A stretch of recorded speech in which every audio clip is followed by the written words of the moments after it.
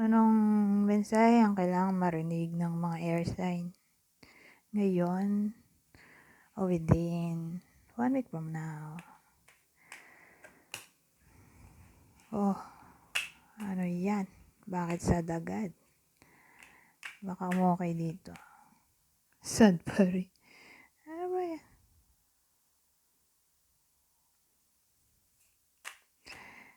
Tungkol saan ba to? Sa pera?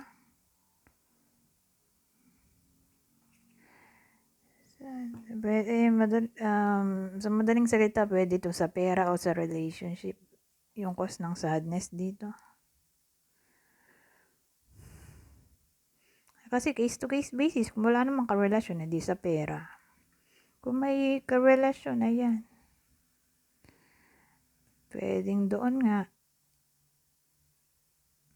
So, basahin nyo na lang to. Ayan yung reason.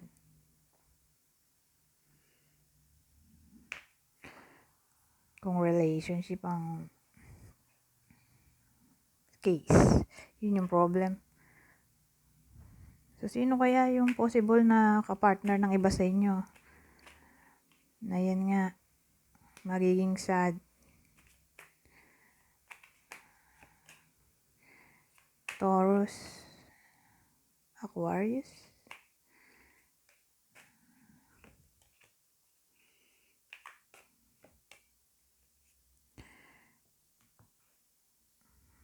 Wow, ito maganda. Pero, sino kaya to? Friend lang ba to? Karelasyon? Ka-workmate?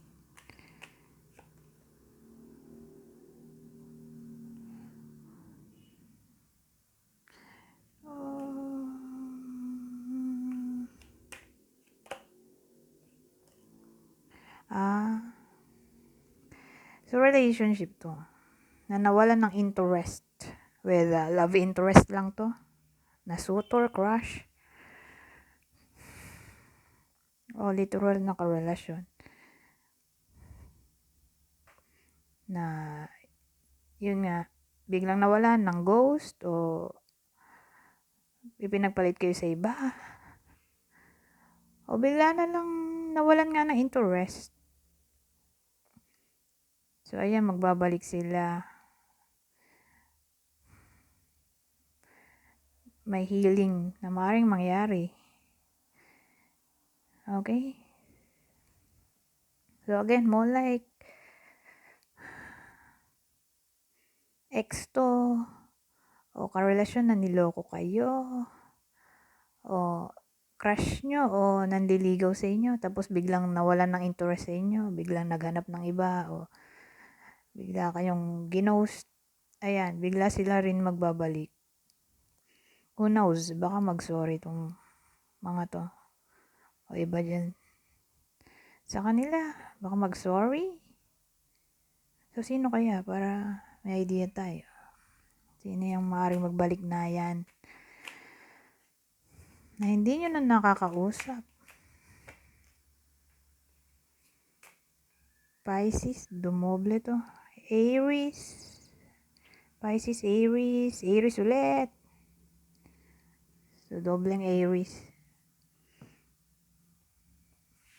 Kataibang deck.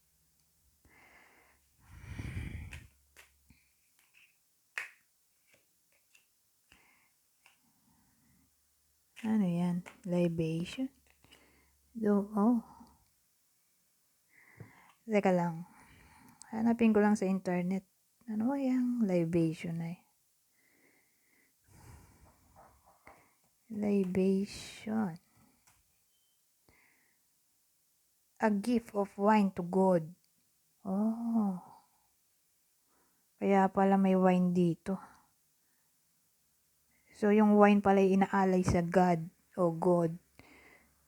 Pangtanggal ng malas siguro. Ayan, ganyan. Siguro maganda kung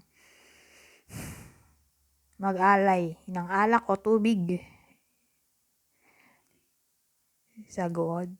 O anything o anyone o something na parang pinaniniwalaan ng iba sa inyo. Ayan. Mag-alay na lang. Siguro, in general. Maglagay kayo ng piso, magsindi kayo ng kandila, mag-insenso. Ayan, pangtanggal ng malas. O mag-alay ng pagkain.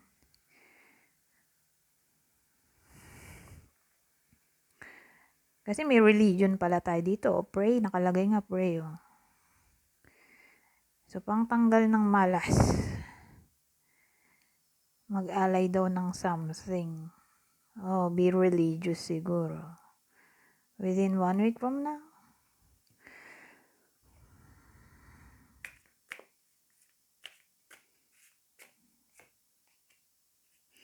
Daydream. Friendship. Well, yung iba sa inyo, baka ma-miss yung kanilang mga kaibigan na hindi na nakikita. Kasi nagde-daydream dito. Baka maalala ng iba sa inyo. Maalala, ma-miss. O baka yung kaibigan nyo makalala sa inyo. Pwede rin namang vice versa.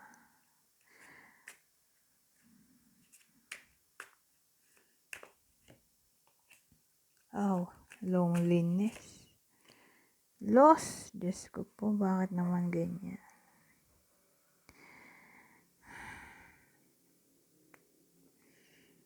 Huwag naman sana ganyan talaga, literally, di ba? Sino may gusto na ganyan? Di ba wala? Pero may clue tayo ganito. Oh my God. So, expect natin na may loss. In general, yung pwedeng mangyari sa iba sa inyo. Ha? Na pwedeng mag-cause ng disappointment, loneliness, isolation. Ano ba itong loss na to? Para clear, di ba? Nakakatakot naman kasi kung ganito, di ba? Iiyak, may literal na nawala, na mayapa. Ano tong loss na yan? Loss tapos improvement. Ayun.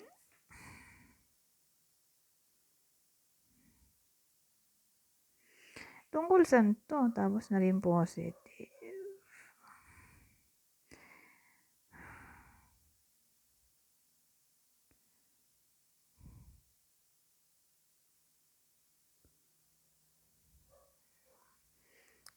More like, nangyayari na to.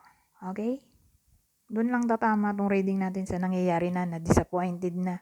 Pero more like, tumama sa pera. Okay? Disappointed yung iba sa inyo, walang career, walang pera, naubos ang savings, maraming gastusin, maraming utang. Ang loss ay pera. Naubusan ng pera. Disappointed, walang pera, walang magastos, walang pangkain. So again, dun lang to sa nangyayari na. Hindi to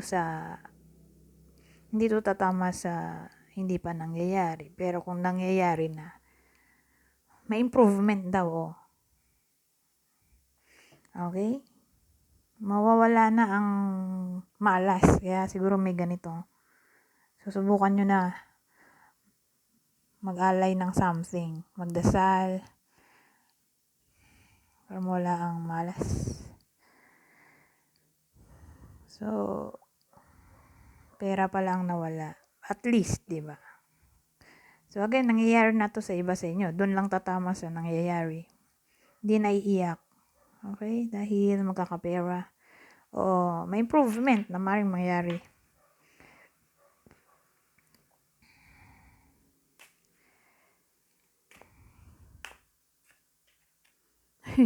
Just ko robbery. Ay, blind. Ano ba yan?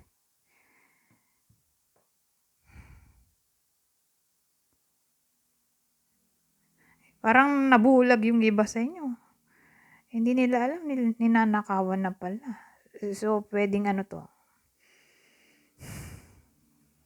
May kinalaman sa someone na pinagkakatiwalaan ng iba sa inyo. Hindi nila alam, binibetray na pala sila o ninanakawan. So, again, more like,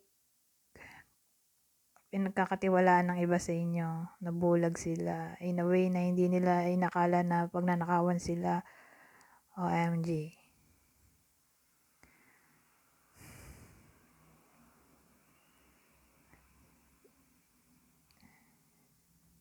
So, sino kaya to? Okay? Para aware yung iba sa inyo. Sino itong maaring magnakaw? O baka nga ginagawa niya na to. Pero hindi pa rin aware yung iba sa inyo.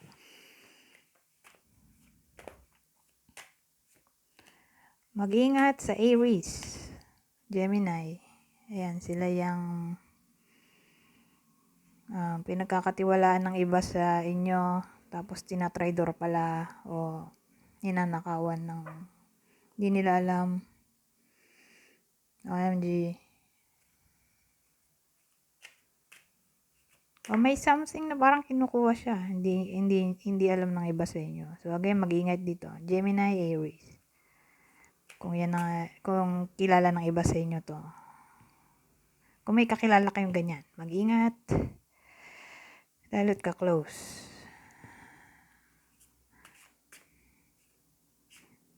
Pwede na yan. 11 minutes na pala to. Anyways, hanggang dito na lang. Goodbye for now.